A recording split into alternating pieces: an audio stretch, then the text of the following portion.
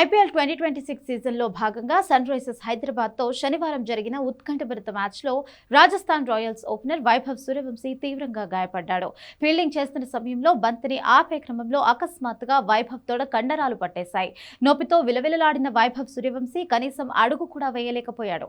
చివరకు ఫిజియోలు, సహాయక సిబ్బంది సహాయంతో ఇద్దరు వ్యక్తులు వైభవ్ను భుజాలపై డకౌట్కు తీసుకువెళ్లాల్సి వచ్చింది. ఈ దృశ్యం చూసిన రాజస్థాన్ రాయల్స్ అభిమానుల్లో ఒక్కసారిగా ఆందోళన మొదలైంది.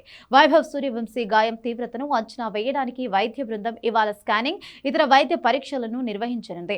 ప్రాథమిక అంచనాల ప్రకారం ఇది కండరాల సంబంధిత గాయం అని తెలుస్తోంది. ఒకవేళ ఈ గాయం గ్రేడ్ 3 పరిధిలోకి వస్తే కండరాలు పూర్తిగా కోలుకోవడానికి కనీసం 8 వారాల సమయం పట్టే అవకాశం ఉంటుంది.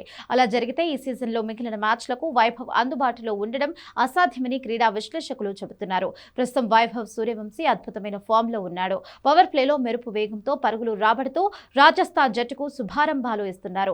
అండర్ 19 లెవెల్ నుంచి నేరుగా ఐపీఎల్ వేదికపై తనదైన ముద్ర వేసిన ఈ యువ ప్లేయర్ దూరం కావడం రాజస్థాన్ రాయల్స్ కు కోలుకోలేని దెబ్బ. వైభవ్ సూర్యవంశీ జట్టు నుంచి వైదొలిగితే ఓపెనింగ్ స్థానంలో ఎవరిని ఆడించాలనేది జట్టు యాజమాన్యానికి పెద్ద సవాల్గా మారింది.